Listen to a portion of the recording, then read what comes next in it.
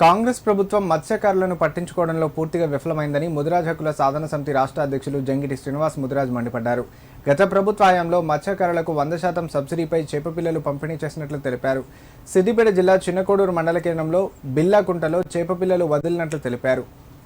కాంగ్రెస్ ప్రభుత్వం అధికారంలోకి వచ్చి 2 సంవత్సరాలు గడుస్తున్నా ఒక్క రూపాయి కూడా ఇవ్వడం లేదని మండిపడ్డారు. మత్స్యకారులకు కేటాయించిన బడ్జెట్ ఎటుపోతుందని ప్రశ్నించారు. ప్రభుత్వానికి మత్స్యకారుల పట్ల చిత్తశుద్ధి లేకుండా పోయిందని ఆవేదన వ్యక్తం చేశారు. చెందినటువంటి వాళ్ళము ఈరోజు మరి చేపపిల్లలు తీసుకొచ్చి మాకు సంబంధించినటువంటి బెల్లకుంటలో ఈరోజు 60,000 చేపపిల్లల్ని వదలడం జరిగింది. మరి కాంగ్రెస్ ప్రభుత్వం వచ్చిన తర్వాత ఉచిత చేపపిల్లలు అనేటివి కనుమరుగైపోయినాయి. ఇవాళ మేము స్వయంగా జగిత్యాల, ఆరుమూర్ అలాంటి ప్రాంతాలకు పోయి కొనుగోలు చేసుకొని తెచ్చుకొని పోసుకున్నటువంటి పరిస్థితి ఇవాళ తెలంగాణలో దాపురించింది.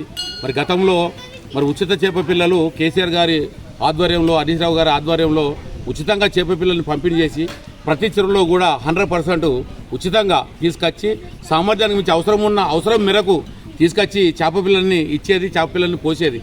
కానీ ఈ కాంగ్రెస్ ప్రభుత్వం వచ్చిన 2 సంవత్సరాలలో ఇప్పటి వరకు ఒక చేపపిల్లల్ని ఇచ్చినటువంటి దాఖలాలు లేవు. ఎక్కడ కూడా మరి పంచినటువంటి దాఖలాలు లేవు. మరి వాటి చేపపిల్లల సంబంధించినటువంటి మరి బడ్జెట్ ఏమవుతుంది, ఏం జరుగుతుంది అనే విషయం కూడా తెలియనటువంటి పరిస్థితి ఏర్పడ్డది. ఇలా స్వయంగా కొనుకొచ్చుకొని పోసుకునే పరిస్థితి ఏర్పడింది అని అంటే ప్రభుత్వం ఎంత దిగజారిపోయింది, ఎంత అవినీతిమయమైంది అనేది ఎటతెల్లమైంది. అది